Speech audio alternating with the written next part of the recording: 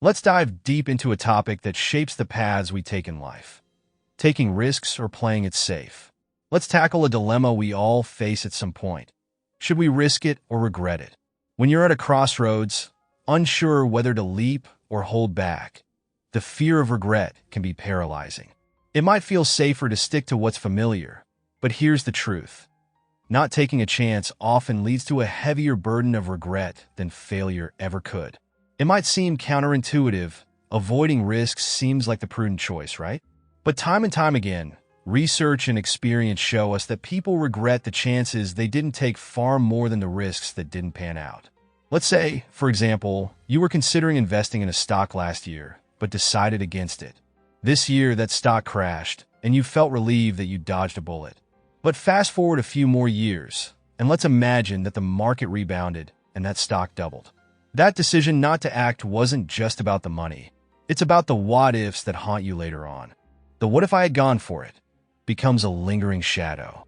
When you take risks, whether it's launching a new business or deciding to move to a new city, you're giving your brain a chance to learn. Mistakes aren't just missteps. They're powerful learning tools. When your brain registers an error, it fires off electrical signals called synapses. These signals literally reshape your brain. Here's what happens. When you make a mistake, your brain triggers an error-related negativity response. This happens before you're even conscious of the error. Your brain senses it before you do. It's followed by a second wave called the PE response, which draws your attention to it. This is where learning happens. If you never take any risks, you never trigger this process, and your brain misses out on the essential wiring that helps it grow. The cliché, learn from your mistakes, is rooted in the reality of how our brains work. So, while avoiding risks might feel safe, you're actually stalling your growth. And as the years roll by, regret will loom larger. Here's something to consider. As we get older, our brains become more cautious. Imagine the prefrontal cortex of your brain as a control center filled with cells that either encourage you to go for it or caution you to hold back. When you're young, the inhibitory cells are like hibernating bears. They barely show up, but as you age, these bears wake up. They start taking over, making you more risk-averse and cautious. They send out signals asking, "But what if?" over and over, making every action feel riskier than it really is. And that's why, as time goes on, you feel more fearful of taking risks, even ones that, rationally, you know aren't that dangerous. The tricky part is that fear doesn't always correlate with true risk. Public speaking might make your palms sweat and your heart race, while driving a car feels routine. But statistically speaking, driving is far more dangerous. It's a strange phenomenon. We fear the things we haven't done much more than the things we're familiar with. So how do you change your relationship with risk? You take more of them. The more risks you take, the less scary they become.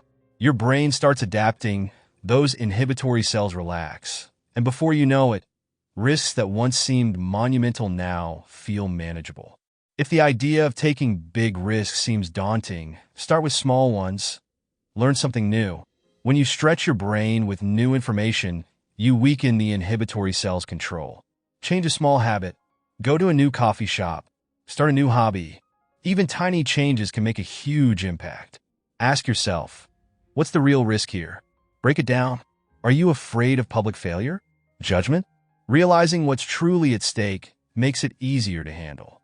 One of the key components of risk-taking is resilience. Because let's face it, some risks will end in failure. The difference between those who rise again and those who stay down is how well they can bounce back. Resilience is the ability to absorb failure, learn from it, and try again. Author Jim Rohn once said, "It's all risky. The minute you were born, it got risky." Life itself is one giant risk.